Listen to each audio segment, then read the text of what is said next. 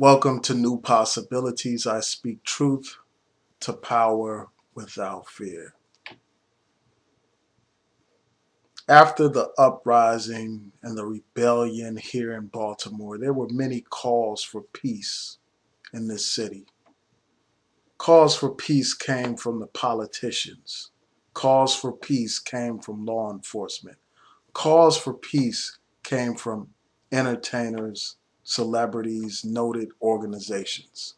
They call for peace and calm.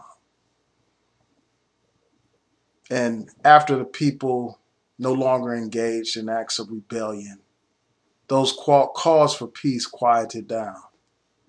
But meanwhile, there was no peace in Baltimore. The violence in this city has continued. 10 people were shot yesterday. 3 of them were killed. And a few days before that, 9 people were shot. There's been an upsurge in violence here in Baltimore. But nobody is crying for peace right now because they're not really concerned about the lives of black people. They are concerned about the property of the business community. That's what their concern is about. Because if they were really about peace, they would be calling for peace right now. They will be calling for peace in the streets of Baltimore. And this whole issue of the police and the military and their purpose was clearly established, by things that I witnessed when I went downtown during the height of this rebellion, this uprising. The National Guard, they weren't protecting the community. They weren't surrounding neighborhoods to protect them from violence. They were surrounding businesses. In downtown Baltimore, they were surrounding banks like Wells Fargo and other important financial institutions downtown. That tells you their priority, because right now you don't hear anybody crying for peace, because it's really not about peace. It's really not about black lives. They don't care about black lives. That's not their objective when they call for peace. They're calling for us to stand down and to deal with the injustice that continues. But let me just move on to the subject at hand. You have all these killings in this city. This city is living up to its reputation as depicted on the show The Wire. Violence is rampant. And there's been talk about this every now and then, about this issue of violence and how to end it. Since the early 80s, people have been talking about ending the violence in the black community. There have been rap artists who have gotten together and they put out songs like Self-Destruction. They put out songs about stopping the violence. They put out songs about how we're all in the same game, but yet the violence continues. There have been vigils around this country in our black communities. There have been marches to stop the violence, but yet the violence continues.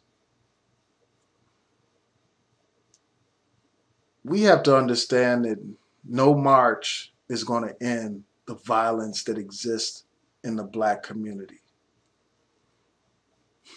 No march is going to do that.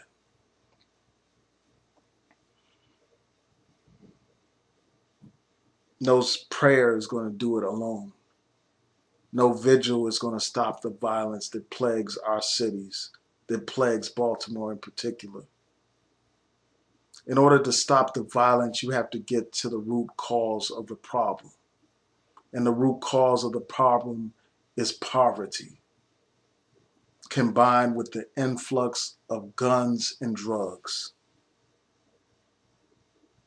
This city is saturated with drugs. The streets are flooded with drugs. You walk on any major street in Baltimore City and you will see packets that are designed to contain drugs littering the streets. You will see caps that are used for intravenous drug needles littering the streets, colored caps all over the streets. And you will actually see people nodding off in a heroin stupor. If you're anywhere downtown in Baltimore, every now and then you will see people nodding off like the Walking Dead. In fact, that's common all around Baltimore. Drugs have destroyed this city. And the drug market is so lucrative right now for a couple of reasons. First you have the customer who is trying to escape reality, trying to escape a harsh reality of inner city life. So they take drugs to help them escape from the real world and from their real problems. Then you have the young people who sell the drugs. Many of these communities have high unemployment. There aren't lucrative jobs available to our young people. So their only option often, unfortunately, is to sell drugs. And when they get caught up in that drug economy, they get caught up in the cycle of violence. Because in the drug market, you don't have uh, ordinary mergers and acquisitions that you would have on Wall Street to maintain an edge over the competition, to acquire new territory. People engage in acts of violence. People engage in acts of violence to protect their territory. So that's why you see a surge in violence. And as I hear these news reports, I just wonder if the gangs that we saw in the news, if they are actually maintaining a truce now. Because there was talk of a truce during the rebellion here in Baltimore. But I wonder if that truce is being upheld right now. In light of the violence that we see right now, I doubt it. I really do doubt that that's the case. And I wonder about those men who stood in front of those police officers, protecting those police officers at night from protesters. I wonder if those men are protecting the black community from the violence that plagues our community. If they are out in those streets protecting our community the way they protected those stinking police. I wonder if those same men who were protecting these foreign-owned businesses, I wonder if those men are in our black community tonight, protecting our community from the violence that plagues our community. So these are just a few thoughts on my mind right now. Many people talk about the money that's been poured into education here in Baltimore. The fact of the matter is, segregation still plagues this city, and you still have an unequal distribution of resources in this city. You still have a performance gap, an achievement gap between black students and white students here in Baltimore. So even when, in light of those disparities, there are even other problems that plague the educational system. If someone is raised in an environment where their household has been decimated by drugs, where they have a parent that's addicted to drugs, where they have violence that has taken many of their family members, when they have family members who have been incarcerated. All of this creates a traumatic situation.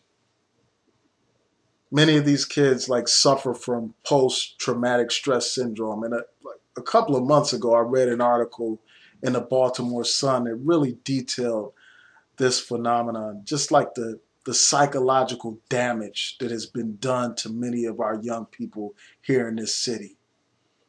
It's hard to be a great student when you're in such an environment of violence, when you are depressed and you are angry because of the conditions that exist around you.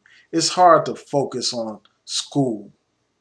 It's hard to focus on school when you have a parent who's addicted to drugs, when you don't know where your next meal is coming from.